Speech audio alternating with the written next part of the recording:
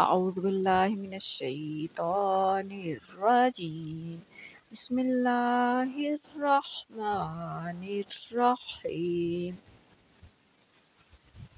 وضو کا چیپٹر اور آج کا پوائنٹ نمبر 5 کہ اپنے ہاتھوں کو یا بازوؤں کو کوہنیوں تک دھونا۔ اس میں کیا سائنس ہے؟ کوہنیوں تک دھونے میں جو سائنس ہے، کیا تحقیق ہے اس کی، کیونکہ وضو میں ہر چھوٹے سے چھوٹے عمل کے بارے میں سائنس حیرت انگیز انکشافات کر رہی ہے۔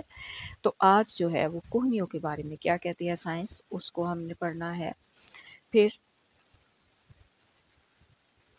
انسانی سینے میں موجود جو برقی روح ہے اس کا وضو کے ساتھ کیا تعلق ہے، کیونکہ ہم نے پیچھے ہاتھوں کے بارے میں پڑھا تھا، تو وہاں ہم نے ساتھ یہ پڑھا تھا کہ انسانی جسم میں اتنی برقی رو ہوتی ہے کہ ایک چھوٹی ٹارچ کو جلایا جا سکے یا پھر جیب میں رکھے ہوئے چھوٹے ریڈیو کو چلایا جا سکے۔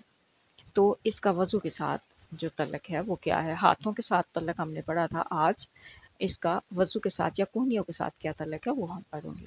اور پھر ہمیں اس سوال کا جواب شاید ملے گا کہ وضو اور سائنس، وضو جو ہے وہ کیا سائنسی عمل ہے؟ تو ان سوالوں کے جواب ہم آج دیکھتے ہیں۔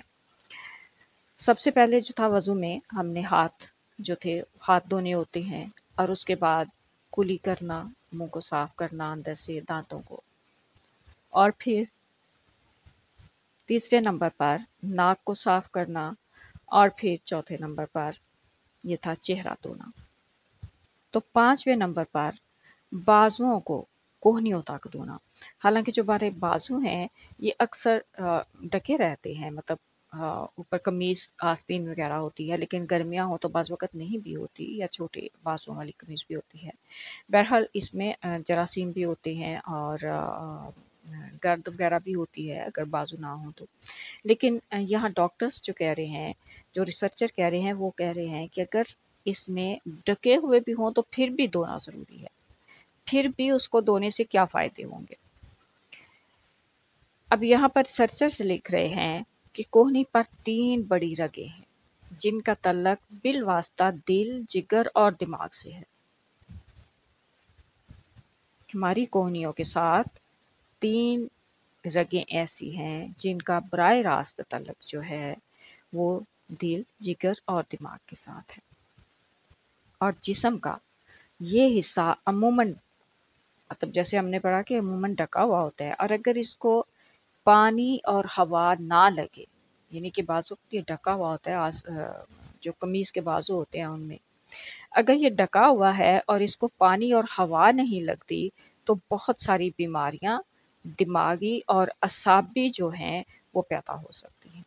اور اگر ڈھکا ہوا نہیں تو جراثیم بھی بہت سارے ان پہ آ سکتے ہیں، تو اس صورت میں بھی پانی نہیں لگے گا یا تو جراثیم صاف نہیں کیے جائیں گے تو بیماریاں آئیں گی۔ تو وضو میں کوہنیوں سمیت ہاتھ دھونے سے دل، جگر اور دماغ کو تقویت پہنچتی ہے، اور وہ بہت سارے ان امراض سے محفوظ رہ جاتے ہیں۔